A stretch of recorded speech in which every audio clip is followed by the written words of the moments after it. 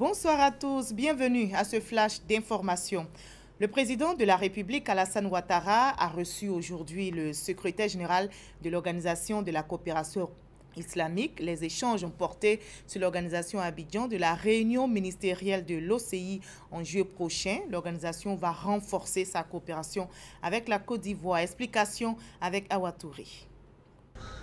L'Organisation de la coopération islamique organise à Abidjan les 10 et 11 juillet une réunion ministérielle consacrée à l'économie, la lutte contre le terrorisme, la culture et la religion. Le secrétaire général de l'Organisation de la coopération islamique est donc venu faire au président de la République Alassane Ouattara le point sur les préparatifs de cette importante rencontre.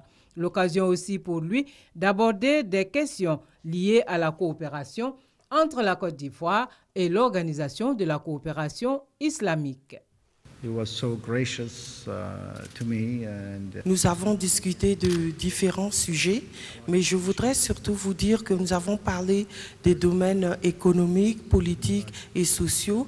La Côte d'Ivoire a retrouvé sa position politique et aussi le développement économique. Je suis très impressionnée par le développement économique de la Côte d'Ivoire. J'ai aussi pu profiter des orientations, des conseils de Monsieur le Président de la République par rapport à différents sujets qui concernent notre organisation. Donc, je voudrais vous faire savoir que nous avons une réunion, un sommet qui aura lieu ici en Côte d'Ivoire entre les différents ministres des Affaires étrangères. 57 États seront présents ici en Côte d'Ivoire lors de cette réunion qui est très importante. Je suis sûre que ce sommet sera un succès, une grande réussite. Le secrétaire général de l'Organisation de la coopération islamique a par ailleurs salué le leadership du président Alassane Ouattara avant de faire la promesse d'œuvrer à l'intensification des relations entre la Côte d'Ivoire et son organisation.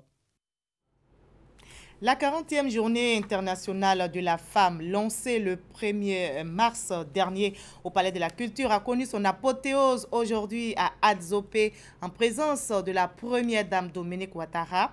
Les festivités qui se sont déroulées dans la capitale de la Maize se sont déroulées donc autour du thème « L'autonomisation économique de la femme pour une Côte d'Ivoire plus juste et plus équitable ». Les appels ont été lancés en faveur des femmes pour leur autonomisation. On en reparlera ce soir à 20h. L'Agence nationale du service universel des télécommunications chargée de la réhabilitation de l'immeuble Postel 2001 a bénéficié d'un financement de la part de la Banque ouest-africaine de développement BOAD.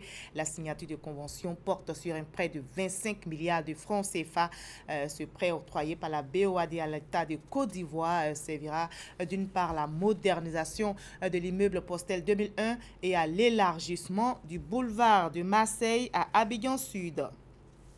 Hors de la Côte d'Ivoire, le président Mouhamadou Bouhari est de retour au Nigeria après 2 mois de repos médical en Grande-Bretagne. À peine arrivé, le président nigérian a annoncé qu'il poursuivait sa convalescence. Son numéro 2, qui gouvernait par intérim depuis 51 jours, conserve les rênes du pouvoir, au moins pour quelques jours encore.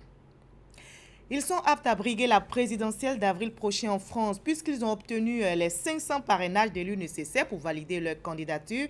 Le Conseil constitutionnel a actualisé la liste aujourd'hui. Ils sont désormais au nombre de 7 candidats. François Fillon pour les Républicains vient en tête avec 2111 parrainages obtenus.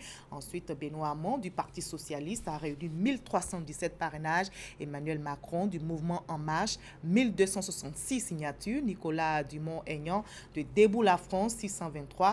Nathalie Arthaud de Lutte ouvrière 593, Marine Le Pen du Front National 577 et enfin François Asselineau du Mouvement souverainiste Union populaire républicaine 524 parrainages. Les autres candidats ont jusqu'au 17 mars selon le Conseil constitutionnel pour rassembler les signatures et espérer participer au premier tour de la présidentielle le 23 avril prochain.